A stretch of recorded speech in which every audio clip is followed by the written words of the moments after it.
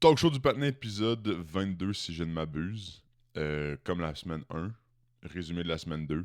J'ai pas beaucoup de temps, donc c'est parti mon kiki. On commence avec le groupe A, évidemment. République tchèque 1, Afrique du Sud 1. Je pense qu'il faut vraiment que je m'excuse d'avoir mis la République tchèque soit premier ou deuxième du groupe. Comme j'ai dit la première semaine, dans ma tête, un pays qui sort de l'Europe, je me dis que bon, il faut quand même être bon pour sortir de l'Europe. Ils vont donner un bon spectacle. Absolument pas. Je pense que c'est l'équipe la plus boring que j'ai vue ce tournoi-ci. Même Curaçao m'a donné plus d'émotions. Cap-Vert m'a donné plus d'émotions. Mais ça, je le savais, mais quand même. C'est juste pour vous dire que c'est peu inspiré. Il manque beaucoup de joueurs. Je pensais pas que les joueurs allaient jouer comme ça. Shulk, le joueur, j'ai dit qu'il allait être incroyable. Nul. Il a été mis sur le banc parce que sa première game était tellement dégueulasse. Content pour l'Afrique du Sud. Pour un point. Je vais toujours être content pour mes pays africains. Donc voilà tout. Je pense pas qu'il y a grand chose à retenir de ces deux équipes-là. Je pense que les deux équipes vont malheureusement finir quatrième et troisième de leur groupe. Et je ne crois pas qu'un d'entre eux va être meilleur troisième choisi dans les 8 sur 12. Donc voilà tout. Suisse-Bosnie, on n'a pas starté Manzambi. On me disrespect. En revanche, il est rentré sur le jeu. 2 buts. Impact immédiat. Quel joueur. Je pense que à chaque fois que je le regarde, de plus en plus je le regarde, il me fait penser à Paul Pogba. C'est un peu fou à dire. Je pense pas qu'il va atteindre le niveau de Paul Pogba parce que Paul Pogba, c'est un homme magique. Mais tout de même, un grand milieu de terrain comme ça qui est un peu un Swiss Army Knife, no pun intended, qui rentre, à chaque fois qu'il rentre, même Game 1, quand il est rentré, il y a eu un impact immédiat. Là, c'est encore plus immédiat. C'est 2 buts directement en comme 15 minutes. Bosnie, c'est dommage. Mais je pense que bon, la Suisse a montré leur vrai visage. Je pense que la Suisse n'est pas une équipe évidente à jouer. S'ils jouent comme ça contre le Canada aujourd'hui, parce que je recorde ça à 11h11, waouh, je fais un vœu. OK. Le jour de la Saint-Jean, avant les games de 3h. Donc j'ai hâte de voir ce que ça va donner, mais je pense que la Suisse, il était rouillé, je pense, contre le Qatar 1-1. Contre la Bosnie ici, on a montré notre vrai visage, même si ça a pris du temps encore avant que l'offense se déclenche. Ben, je pense qu'une fois qu'elle a été déclenchée, 4 buts en moins de 25 minutes, je pense. Je pense que c'était 0-0 à 70e, quelque chose du genre. Donc bon, la Suisse va être dangereux. Canada-Qatar, Jonathan David, je m'excuse, monsieur. Je m'excuse, s'il te plaît, pardonne-moi. Je l'ai vraiment bâché. J'ai dit que quand il était avec le Canada, c'était un homme fantôme. Certes, c'est le Qatar, mais on est le Canada, donc on va le prendre. Jonathan David, 3 buts. 6-0 contre le Qatar. Je m'attendais absolument pas à ça. Je m'attendais à une victoire, mais un peu en dessous des 2 buts, 3 buts. Tu sais, un 2-0, 3-0. Je pensais pas que le Qatar allait marquer, donc ça, c'est bien le blanchissage. Mais écoute, Saliba qui rentre d'ailleurs, connaît, bon rétablissement. Ça fait vraiment chier de perdre un milieu de terrain comme ça dans une game qui a un carton rouge, puis les gars continuent encore de. Je peux pas dire que c'était salaud comme tac sur Koné, mais c'était pas nécessaire. Vous perdez déjà 3-0, tu sais. Pas besoin d'en remettre encore en étant tout le temps agressif sur chaque tacle. Ça m'a un peu tilté. Donc là, on perd Koné à cause de ça, mais je pense que Saliba va rentrer, va faire la job. Puis on l'a vu quand il est rentré directement, coup franc après 5 minutes d'être sur le jeu, il la met direct, bien placé. Donc je pense qu'on va être correct. Mais c'est tout de même inquiétant de perdre son meilleur milieu de terrain comme ça. Mais bon. The Game's the Game, qu'est-ce que tu veux faire? Canada, je pense que c'est la meilleure game que j'ai vue du Canada dans mon lifetime au complet. Là. Je sais qu'à maintenant, on avait battu 5-0 le Salvador ou peu importe, mais tu sais, c'était pas à ce stade-là comme dans un. Pas stade, excusez, mais stage. Comme. C'était pas. Tu sais, là, c'est comme. C'est la Coupe du Monde, ça feel different un peu. C'est important, donc voilà tout. Mexique, Corée du Sud. Ben, c'était un match assez clean de la part du Mexique. Ça a pris du temps avant que ça parte, mais très bonne substitution du côté mexicain. Puis, ben, 1-0, c'est ce qu'il faut. Hein. Ils sont qualifiés maintenant. S'ils finissent premier du groupe, tous leurs matchs, je crois, sont au Mexique. Donc, ça peut être très dangereux pour les 16e et les 8e. À voir ce que ça va donner, excusez-moi. Je serais pas inquiet par contre si j'étais un fan de la Corée du Sud, car si je ne m'abuse, ils doivent finir contre l'Afrique du Sud. Donc je pense que ça va être un W là-dessus. Je pense qu'ils vont passer. S'ils passent pas deuxième. Ah, en fait, non, ils vont passer deuxième, c'est la République tchèque. Oui, ils passent deuxième, excusez-moi. Puis le Mexique va battre la République tchèque. Donc Corée du Sud passe, c'est une équipe que j'aime bien, un peu comme le Japon. Oui, c'est deux équipes asiatiques que je veux pas nécessairement comparer, mais je pense que c'est la mentalité asiatique. C'est juste tout le monde fait sa job, tout le monde joue ensemble, tout le monde est content pour tout le monde, il n'y a pas d'ego. Tout le monde est respectueux. J'adore ça. Donc, hâte de les voir en 16e.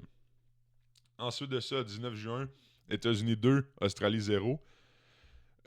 Australie, shout-out à vous, je pense que vous allez passer quand même en tant que meilleur troisième ou deuxième. En revanche,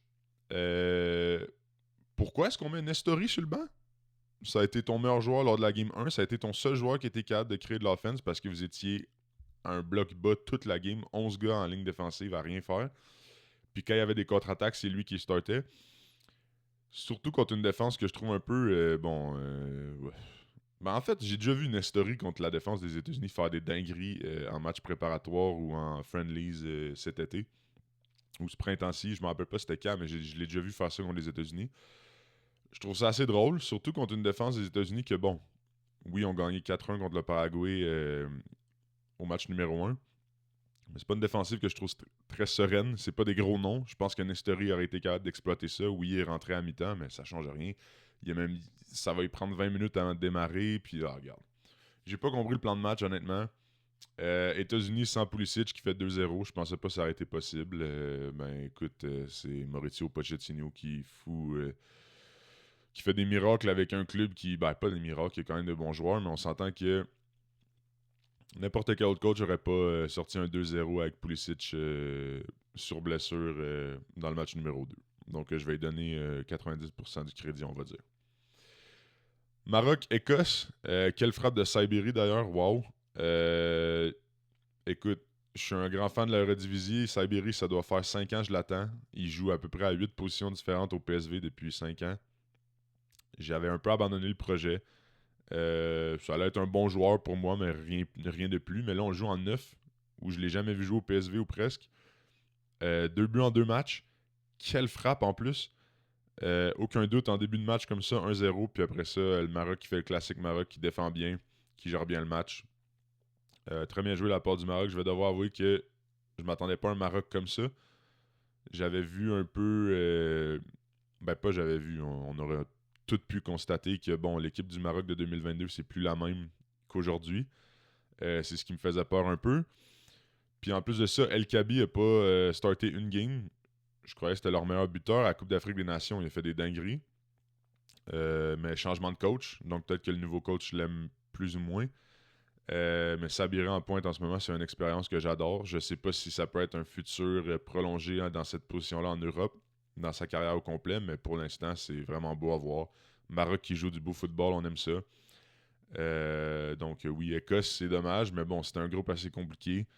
Mais je pense que les fans écossais sont quand même contents d'être là, peu importe les résultats. Ben en fait, c'est sûr qu'ils aimeraient mieux gagner, mais c'est pas la fin du monde. Pourvu qu'ils soient là, je pense que les fans écossais sont contents.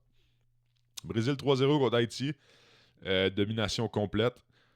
Je peux pas vraiment dire que je vais prendre cette game-là en compte pour pour les futurs matchs du Brésil. Je pense que bon, 3-0 contre l'Haïti, c'était attendu. C'était un beau match offensif de la part du Brésil. Il y a eu quelques changements que j'ai bien aimés. Mais bon, c'est l'Haïti.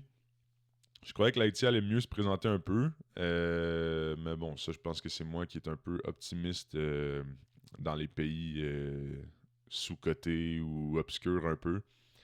Mais oui, Brésil 3-0, Hendrick qui a toujours pas joué, Ancelotti qui me fait bien rire avec les memes sur Internet, j'adore ça. Brésil qui va sortir des groupes, évidemment. Hâte de voir ce que ça va donner, mais je pense que contre un gros club bien organisé, ça risque d'être compliqué, mais on va voir. Je pense qu'aujourd'hui, il joue contre l'Écosse, justement. J'ai hâte de voir contre l'Écosse qui défend bien qu'est-ce que ça va donner le Brésil. Et puis, le match que je n'ai jamais vu venir, Paraguay-Turquie. Je regardais le moneyline de la Turquie. Pour ceux qui ne savent pas c'est quoi, c'est je voulais bêter Turquie qui gagne. Pour moi, c'était la cote la plus free de l'histoire de la Coupe du Monde. Finalement, 1-0 Paraguay. Même avec un carton rouge qui Almiron Carton rouge, ça m'a bien fait rire. Je crois que c'était des rumeurs, je crois que c'était juste des petites menaces, genre faites pas ça, vous allez voir, puis quelqu'un le teste, puis finalement il n'y a rien. Donc carton rouge direct. Donc là, je me suis dit, la Turquie got this. Non. Quelle équipe. Honnêtement, ça, je pense que c'est l'exemple parfait d'une équipe qui a des individus, mais aucun jeu collectif. Encore une fois, Yildiz, Goulard de chaque bord ont shoté 10 fois chaque. Il s'est absolument rien passé. Passe pas le ballon, joue pas en équipe, joue pas avec le 9. C'est ce qui arrive. Comme Jamie Vardy dirait, chat shit, get banged. Donc, je suis désolé d'avoir mis la Turquie premier du groupe. C'est vraiment honteux parce qu'ils vont finir dernier. C'est absolument triste, mais bon. The game's the game, comme je dis souvent. Et puis, je l'avais dit en début de tournoi, la Turquie, ils sont reconnus pour tout le temps choquer dans les grands moments. Toujours des bons clubs, mais il se passe rien. Encore une fois, décevant. Donc, voilà tout. Turquie, on retourne au drawing board. Anyways, le noyau de cette équipe-là, c'est des jeunes joueurs prometteurs. Donc, je serais pas trop inquiet pour le futur, mais il faut changer la mentalité de jeu. Faut changer les stratégies. Il faut tout changer, en fait. On garde rien de cette Coupe du Monde-là, puis on fonce vers l'avant. 20 juin, les Pays-Bas, quel pays! 5-1 contre la Suède, quel match! Si on m'avait dit que Brian Brobé allait en mettre 2 dans les 16 premières minutes contre la Suède, j'aurais frappé la personne. C'est ce qui est arrivé. 5-1, match final. La Suède qui propose quand même du beau jeu offensif, mais défensivement, c'est absolument dégueulasse. Mais bon, 5-1, je crois que l'équipe du Pays-Bas a démontré que peu importe on met qui sur le terrain, il va avoir du beau jeu. Que ça soit Brobé, que ça soit Malen à l'aile maintenant, qu'on rentre Somerville quel homme. S'il reste à... En fait, non, c'est pas un si. Il part de West Ham, je sais pas il s'en va où, mais ça peut être vraiment dangereux peu importe où il va. J'aimerais bien Liverpool, on va voir. Je pense pas que ce soit le genre de winger de Iraola, mais bon, je divague. Pays-Bas qui démontre que c'est une équipe dominante. J'ai hâte de les voir en phase éliminatoire. Dernier match, je crois que c'est contre, en plus, la Tunisie. Bon, ça va être sauvage, ça, j'ai envie de dire. Allemagne 2, Côte d'Ivoire 1. Le match a été 1 jusqu'à la fin. Undav qui en met 2. Undav, toujours été un joueur underrated. J'ai toujours adoré ce joueur-là quand il était à Brighton. Il n'a jamais été bon à Brighton, en revanche. C'est où qu'il était bon? À Union Saint-Gilloise, voilà. C'était le meilleur marqueur de la Ligue en 2021-22, si je ne m'abuse. Peut-être même 23, bref. À l'Union Saint-Gilloise, c'était le meilleur marqueur de la Ligue. C'est aussi un genre de neuf que j'aime bien, qui joue intelligemment avec la balle, qui est capable de la passer aussi. Je pense que là, en 2 matchs, il y a 3 buts, 2 assists, puis il n'a même pas joué 2 matchs complets. Donc, ça promet. Côte d'Ivoire, je serais pas trop inquiet. Un 2-1 contre l'Allemagne, alors que ça aurait pu être 1-1. Le but était en des minutes supplémentaires, 90+. Ça joue bien, puis c'est un match de merde aussi, il faut se le dire, de Yann Diomandé, qui a vraiment absolument rien fait. Je serais pas inquiet en revanche pour Yann Diomandé. Mais ça reste que si tu fais 1-1 contre l'Allemagne, puis ton meilleur joueur ne performe pas, ça promet pour les phases éliminatoires, parce que oui, je pense qu'ils vont se rendre dans les phases éliminatoires. Si je ne m'abuse, leur dernier match est contre le Curaçao, je crois. Donc, oui, c'est contre le Curaçao. Je confirme maintenant quand je vois l'écran. Donc, j'ai hâte de voir ce que ça va donner en phase éliminatoire. Je pense qu'ils vont être meilleurs troisième. Si pas deuxième, parce que l'Équateur est absolument claqué au sol en ce moment offensivement. En fait, c'est la plus belle transition que j'aurais pu faire de ma vie. 0-0 contre le Curaçao. Oui, le gardien du Curaçao était magique, tout comme le gardien du Cap-Vert à la semaine 1 contre l'Espagne, mais ça reste que l'Équateur, tu dois faire mieux. C'est ce que je vous avais dit en début de tournoi quand je faisais les pronostics. C'est une équipe défensivement incroyable. Ça va tout repose sur l'offensive. Et puis là, Monsieur World Cup, Monsieur Gros Tournoi, NR Valencia performe pas. Donc il n'y a absolument rien qui bouge offensivement. C'est triste. Quitte à monter Caicedo un peu plus haut, je crois que c'est lui qui a la magie d'un pied pour faire de quoi.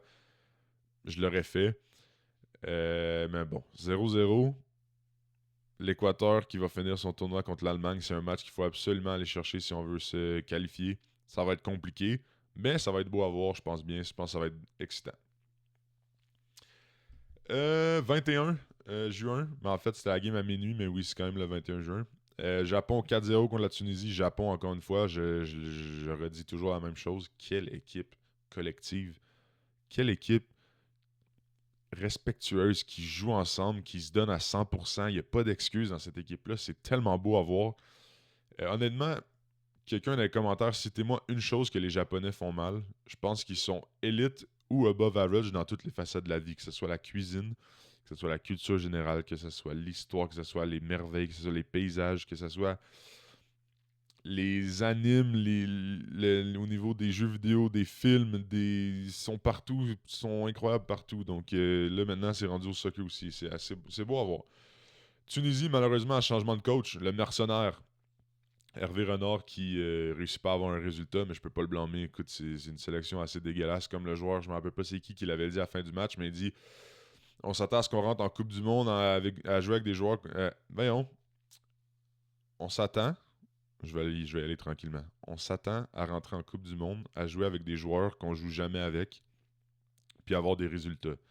C'est vraiment un peu. En fait, non, c'est pas. C'est vraiment irréaliste comme stratégie, mais en même temps, bon, c'est la vie. Anyways, même avec la chemistry, je crois que vous êtes la Tunisie dans un groupe que Pays-Bas, Suède, Japon.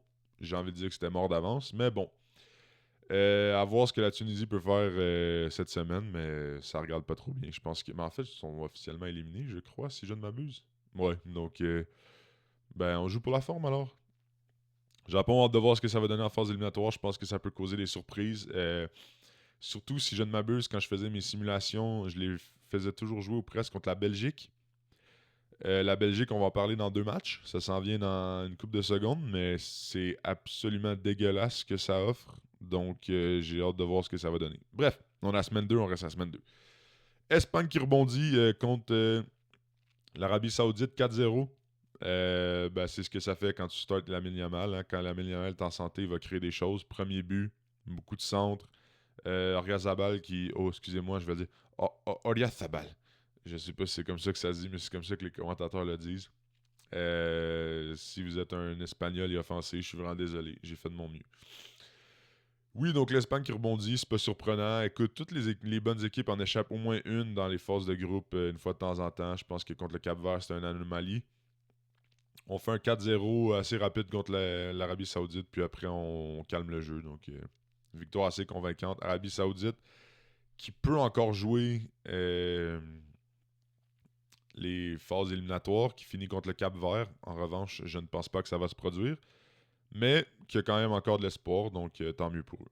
Belgique 0-0 contre Iran. Match absolument pourri. Que l'Iran aurait peut-être dû gagner aussi. Il y a eu des buts hors jeu, il y a eu des bails chelous.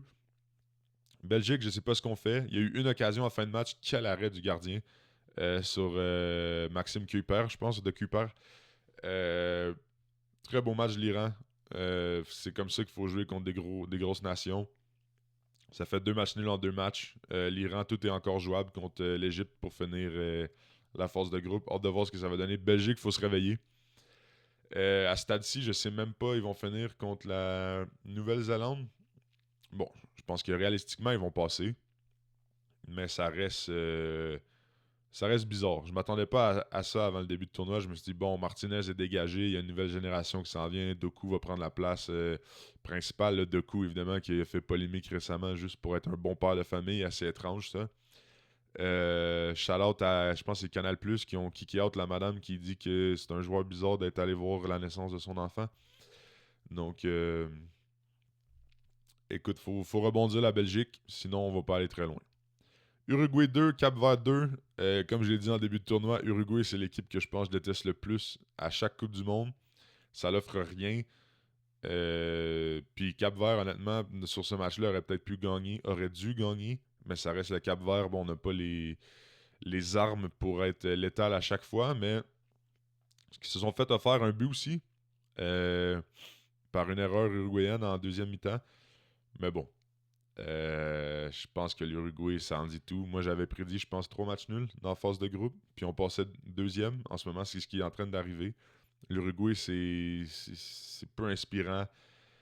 Normalement, devrait finir meilleur deuxième, excusez-moi, deuxième tout simplement en arrière de l'Espagne. Avec le Cap-Vert qui finit contre l'Arabie Saoudite. J'ai hâte de voir ce que ça peut donner. Si le Cap-Vert finit deuxième du groupe, ça serait plus que ce que j'aurais espéré pour eux. Je serais vraiment content. C'est un pays africain, on aime ça. Donc, Uruguay, très inquiétant. Cap-Vert, la vie est belle en ce moment. Qui aurait pensé qu'il aurait été dans cette position-là au début de la Coupe du Monde? À part moi. Égypte 3, Nouvelle-Zélande 1. Regarde, je crois que la magie de la Nouvelle-Zélande s'est éteinte rapidement depuis la game numéro 1. C'était beau à voir contre l'Iran. C'était un match très bizarre. C'était entertaining. Vraiment, c'était un match quand même fumant. Sauf que là, on joue contre l'Égypte de Mohamed Salah et Marmouche. Donc, 3-1 Égypte. Je crois que pour la première fois de l'histoire de l'Égypte en Coupe du Monde, il se passe de quoi de positif avec les armes qu'on a, c'est bien. C'est un peu similaire à la situation de la Turquie à chaque Coupe du Monde. On a des gros joueurs, mais il n'y a pas grand-chose qui se passe. En fait, l'équipe collectivement est vraiment moins bonne que celle de la Turquie. Et là, en ce moment, on a bénéficié d'un groupe relativement facile, si je ne m'abuse. Et puis, l'Égypte qui gagne 3-1. Mohamed Salah qui décide de finir ça en beauté. Je crois que c'est sa dernière Coupe du Monde. Je crois pas que ce soit un robot comme les Ronaldo et Messi qui vont jouer jusqu'à 40 ans. Je pense que, réalistiquement, c'est réaliste de dire que c'est la dernière Coupe du Monde de Mohamed Salah, donc il va tout donner. Si l'Égypte peut sortir des groupes, ce serait bien. C'est pas un pays que je déteste, c'est un pays africain encore une fois, donc shout out à l'Égypte, on continue. Nouvelle-Zélande, bon, tout est à jouer, match finaux contre la Belgique, je crois. J'ai envie de dire que ça va être compliqué, mais en même temps, la Belgique me démontre que ça ne peut ne pas être compliqué, donc on va voir. Mais si Égypte, ça regarde bien, donc allons-y, allons-y. Le 22 juin, 2-0, Argentine contre Autriche. L'Autriche qui est une très bonne équipe défensive, donc je suis pas surpris de voir un score bas comme ça. Le GOAT, qui manque le penalty, ça, je l'ai vu venir. Je pense que son seul défaut qu'on peut dire à Messi, c'est que niveau penalty, c'est pas le gars le plus clutch de l'histoire. Surtout dans les grands moments. Si on. Là, on va me dire, ouais, mais il a fait des pénaltys en gagnant la Coupe du Monde. Ouais, mais en finale, la Coupe du Monde, sur ces 2 pénaltys qu'il a fait, lui dans le match et lui dans la phase de tir au but, les 2 auraient dû être arrêtés. J'ai envie de te dire, la balle allait à 2 km/h. C'était face aussi, probablement. Est-ce que c'était encore Hugo Lloris en 2022? Je crois que oui, c'était encore Hugo Lloris. Probablement le pire gardien de but pour arrêter des penalties. Tous les fans français vont supporter, je pense que je dis en ce moment, c'est un des pires. Bref, 2 buts quand même. Lionel Messi qui a 100% les buts de son équipe en 2 matchs. Donc 5 buts en 2 matchs. 3-0 et 2-0. Ce jeune homme ne va jamais cesser de m'impressionner. Même le deuxième but, c'est du grind complet. La touche qu'il fait alors que la balle dévie pour la repogner, pour la tirer. Reprend son propre rebond, la fout entre les jambes. Écoutez.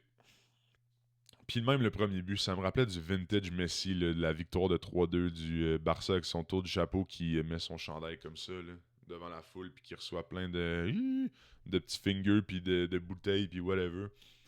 C'est un but vintage Messi qui rentre à l'intérieur, l'enroule au premier poteau, incroyable. Écoute, la phase de groupe de l'Argentine finit contre la Jordanie. J'ai envie de dire que Messi va pas finir la phase de groupe à 5 buts. Puis, s'il finit à 5, c'est que cette nation-là est intelligente. Ils vont gagner, mettons, 2-0. Puis ils vont dire, bon, Messi, on te repose. Alors qu'il y a d'autres pays que leurs joueurs de 40 ans, pas de repos. Bref, on va en parler plus tard. France 3, Irak 0. Match coquin qui a duré 45 minutes la première mi-temps, 45 minutes la mi-temps et 45 minutes, c'était vraiment long à cause de la pause d'orage. Ça a bien fini tout de même. Monsieur Noisetier, Kylian Mbappé qui continue de performer. Je suis pas delusional. Messi a le record en ce moment le plus de buts de Coupe du Monde de tous les temps. Mbappé, d'ici 4 ans, même si c'est pas ce tournoi-là, va le rattraper. Je pense qu'il est comme 15 ans, 16 en 16, je pense. C'est absurde. Donc, shout-out la France qui est encore... j'aurais cru... Habituellement, la France en drop toujours une ou a de la misère une game. Ça a été 3-0 contre l'Irak. On va me dire que c'était pas le score le plus glorieux, mais ça reste tout de même un 3-0. Hâte de voir ce que ça va donner contre la Norvège. Mais la France, je serais aucunement inquiet, même que comment je peux dire? Je regrette un peu de les avoir fait sortir dans mon pronostic contre la France en demi-finale. Je pense qu'il y a quelque chose de magique dans cette équipe-là.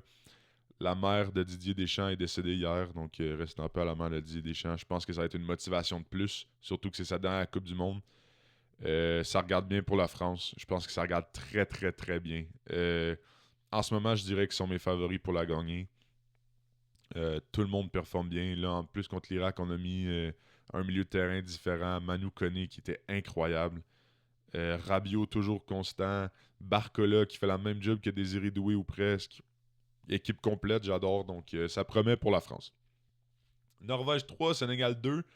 Même si le score paraît assez serré, le Sénégal, c'est nul ce qu'on offre. À part Sadio Mané et Mbaye des deux côtés, des deux ailes, il n'y a rien qui. Il n'y a personne qui joue dans le milieu. Nicolas Jackson, nul. Vraiment nul. J'ai toujours su qu'il était nul, mais là, ça me prouve encore une fois qu'il est vraiment nul. Je comprends pas. Il joue 9, mais il joue tellement mal le poste de numéro 9, mais je le vois à nulle part autre sur le terrain, donc je sais pas c'est quoi la solution, mais Sénégal, la Golden Generation qui est terminée, c'est triste à dire, mais je pense que c'est vrai. En revanche, la relève est assez... est là, je pense. Mbaye, comme j'ai dit, Lamine Camara dans le milieu, c'est des bons joueurs. Mais bon, ça reste que ce sera pas. Je pense pas que le Sénégal va sortir des groupes cette Coupe du Monde-ci. À moins que je dise la merde. Non, ils finissent contre Irak. Ils peuvent finir mais un troisième. Mais je pense pas que ça va se rendre loin. Sadio Mané, toujours un plaisir de le voir. Quel homme. Toujours aussi bon. Donc, lui, un de mes joueurs préférés de tous les temps, honnêtement. C'est vraiment fascinant de le voir encore performer comme ça. Puis voir, il démontre qu'il veut jouer pour son pays encore. Il est inspiré, il veut gagner, mais malheureusement, l'équipe autour, c'est un peu sketch. Norvège, encore le robot, Monsieur Haaland. Comment on l'arrête, honnêtement, j'ai aucune idée. J'ai hâte de voir contre la France s'il est capable de faire ça contre Saliba et Upamecano. / Konaté, je sais pas qui va jouer, mais normalement, tu mets Saliba ou Upamecano. Norvège, que ça regarde très bien jusqu'à date le parcours. Ça va en phase éliminatoire. Je pense que ça peut faire du bruit en phase éliminatoire. La défensive, encore une fois, accorde 2 buts. 2 buts qui auraient pu être évités, mais bon. Je pense qu'ils savaient en rentrant dans ce tournoi-là que la force allait être l'attaque. Je peux pas dire c'est 7 buts en 2 matchs, donc jusqu'à là tout va bien. Je pense que everything is going according to plan.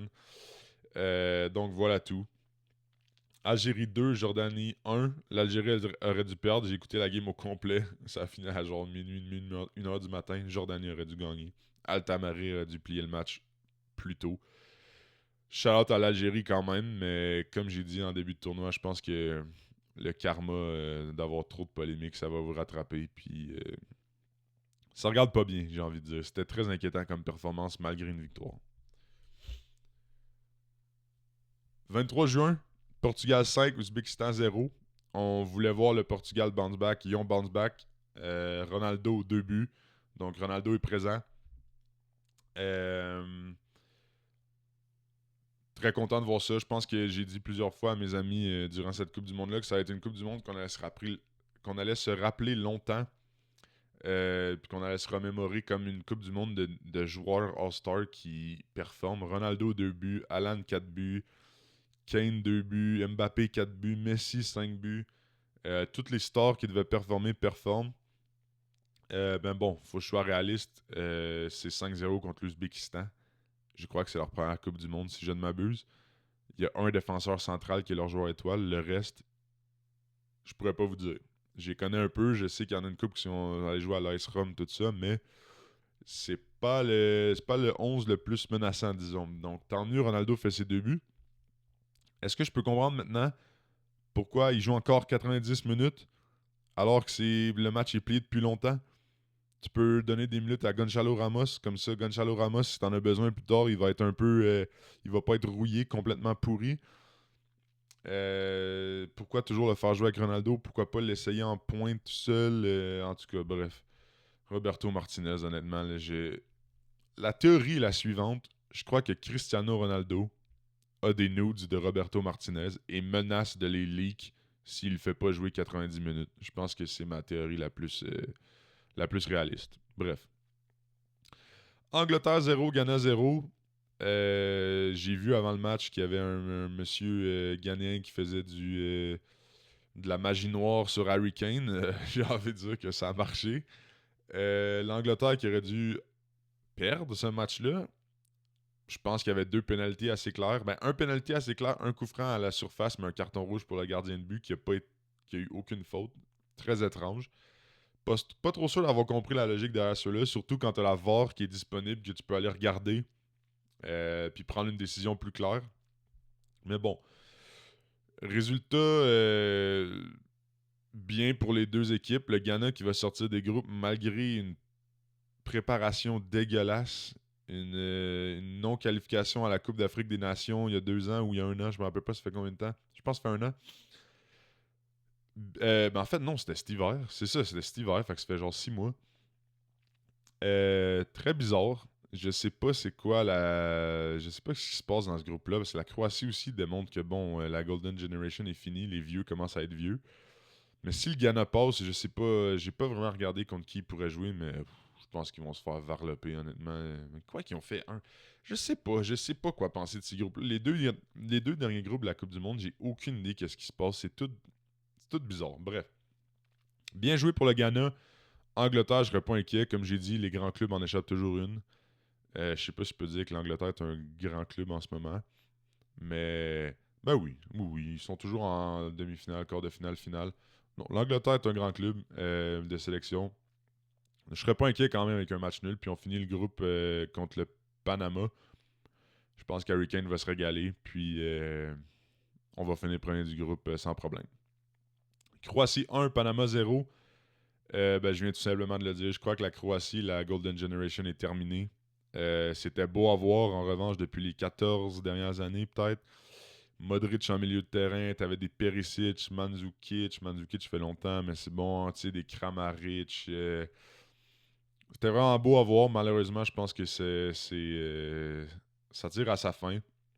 Même si Modric en joue encore du bon, il fait des erreurs qu'on n'a pas vues avant. Puis bon, gagner 1-0 contre le Panama, c'est pas un résultat que la Croatie aurait fait jadis. Donc, on le prend quand même, c'est 3 points, après une défaite contre l'Angleterre de 4-2. Est-ce qu'on peut starter Boudimir, s'il vous plaît? Petar Moussa, j'en ai mort. Là. Oui, il a compté au premier match, mais je vais voir Boudimir. Là. Boudimir, c'est le numéro 9 qui fait des buts en Liga, pas en MLS. Là. S'il vous plaît, là, je veux voir Boudimir. Il est rentré après 10 minutes de but. Regarde. S'il vous plaît, je veux voir Boudimir. À cause de la Croatie, écoute-moi. Donc, Croatie, je serais quand même inquiet malgré cette victoire-là parce qu'on finit contre le Ghana. Ghana qui est allé chercher des résultats sur ces 2 matchs. Donc, ça reste à voir qui va finir deuxième entre les deux. Mais bon, comme j'ai fait les simulations, 8 équipes sur 12 qui passent sur les meilleurs troisièmes, 3 points, ça te donne quand même beaucoup d'espoir. Donc, même s'il y a un résultat négatif contre le Ghana, peut-être que ça va passer. Colombie 1, DR Congo 0. Comme je vous l'ai dit, si vous bettez sur un match du Congo DR, en bas de 2,5 buts. C'est un automatisme. C'est une défense incroyable. C'est un match que je pense que la Colombie se devait de prendre, qu'ils ont pris. Colombie, encore une fois, je le répète, Dark Horse. Je sais que c'est un peu populaire en ce moment, puis ça l'était au début du tournoi, mais c'est vrai. Luis Diaz joue comme un homme inspiré avec sa sélection. Il s'est fait refuser 2 buts. Un hors-jeu, je peux pas nier les faits, il est hors-jeu. Mais la faute après ça, sur le but où est-ce qu'il a lobé le goaler de comme 30 verges, c'était vraiment beau. J'ai envie de dire que c'était pas une faute, c'était vraiment mou. Ça aurait pu finir 2-0. Donc Luis Diaz qui a pas eu de stats en guillemets sur ce match-là, mais qui a joué un match incroyable quand même. Munoz aussi en défenseur latéraux droit, pour moi c'est un des défenseurs latéraux droits les plus underrated depuis je sais pas combien d'années. Depuis qu'il joue à Crystal Palace, en fait. Il fait des buts, il fait des passes, il peut aller en milieu de terrain, il est vraiment bon. Donc, encore une fois, c'est lui qui prend le but. Oui, la balle a dévié, mais c'est la vie. Qu'est-ce que tu veux, de game's de game. Donc, derrière Congo, je m'attendais pas à grand-chose. Je pense que tout de même, 1-0, tu le prends. C'est pas un massacre. Ça joue bien quand même. Il aurait pu avoir des buts de leur côté aussi. Il y a eu des blocs défensifs qui ont un peu gêné la chose, mais ça propose pas quelque chose d'être dégueulasse. Colombie. Écoute, c'est le premier match, on a fait quoi déjà, la Colombie? Ah oui, 3-1 contre l'Ouzbékistan. Colombie qui est qualifiée. Dernier match contre le Portugal pour savoir qui finit premier. Puis je viens de voir un post avant de commencer à record que ça disait ses derniers matchs, c'est Colombie contre Portugal, comme je viens de dire. Puis celui qui finit premier du groupe se smack genre le Canada ou la Belgique, et de quoi du genre. Puis l'autre se smack back à back à back comme France, Espagne, Angleterre ou Angleterre, France, Espagne, quelque chose du genre. Donc je pense que ça va être un match très important où les deux équipes vont jouer leurs meilleurs joueurs, euh, leurs meilleurs, leurs meilleurs 11 partants dès le début. Puis on va voir ce que ça va donner. Je m'attends à un match nul, honnêtement. Je pense que le Portugal est un peu. Ben, sur papier, le Portugal mange la Colombie, mais je pense que la Colombie joue avec une motivation que le Portugal n'a pas, ou n'a pas encore démontré. Donc je peux me tromper, mais s'il vous plaît, s'il n'y a pas beaucoup de buts, c'est 0-0 à 80e minute. Est-ce qu'on peut sortir CR7, Roberto Martinez? Mais en même temps, je le comprends. Si un joueur me menacerait d'avoir mes nudes cachés, je le ferais jouer les 90 minutes. Donc, si ma théorie tient bon, évidemment. Donc, voilà tout. Aujourd'hui, 6 matchs. J'ai envie de dire qu'ils savaient que c'était la fête de la Saint-Jean, la fête du Québec, puis ils nous ont dit on va mettre 6 matchs. Je pense que c'est la raison pourquoi il y a 6 matchs aujourd'hui. Vraiment pas. Donc, Canada-Suisse, je m'attends pas à grand-chose. Honnêtement, je pense qu'on est déjà qualifié mathématiquement, si je ne m'abuse, à moins que la Bosnie gagne par 50 buts contre le Qatar, mais je pense qu'on est good deuxième. C'est sûr que ce serait mieux être premier, mais je pense qu'on peut pas... Oui, on a fait 6-0 contre le Qatar, mais je pense qu'on peut pas compétitionner contre la Suisse. À moins que je sois vraiment delusional, mais je pense pas qu'on ait le niveau, surtout avec notre meilleur milieu de terrain qui vient de se faire casser la jambe. Donc, bien hâte de voir ce que ça va donner. Je vais quand même être derrière le Canada, évidemment. Je suis obligé. Mais je m'attends pas à un résultat en notre faveur. J'aimerais ça être optimiste, mais je pense qu'il vaut mieux être réaliste dans ce cas-là. Donc, c'est ce qui conclut la semaine 2 de la Coupe du Monde. Pour moi, cette Coupe du Monde-ci mange la Coupe du Monde en 2018 en Russie. Pour la phase de groupe, en tout cas. Peut-être pas au niveau... Ah, j'ai envie... Non, je pense que je la préfère au niveau de la phase de groupe au Qatar en 2022. Je pense que 48 équipes, ça change la donne positivement. Plus de résultats, plus de matchs, on est vraiment gâtés. Ceux qui chiolent, qui veulent pas voir des nations petites à la Coupe du Monde, ben c'est souvent...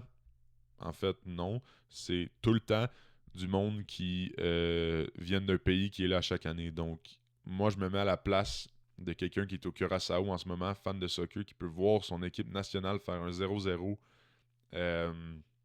contre l'Équateur. C'est des émotions que tu peux pas inventer. Donc, moi, j'adore ça. Donc, ça promet pour la dernière semaine. Ensuite, phase éliminatoire. J'ai pas vraiment regardé qui peut jouer contre quoi. Je pense que j'aime mieux avoir la surprise. Donc, dès que ça sort aussi, on va faire une petite vidéo là-dessus. Sur la semaine 3 et sur la phase éliminatoire, évidemment. Donc, voilà tout. Merci à la Coupe du Monde d'exister, honnêtement. Ça fait ma semaine à chaque fois. Donc, c'est terminus. Je vous dis goodbye.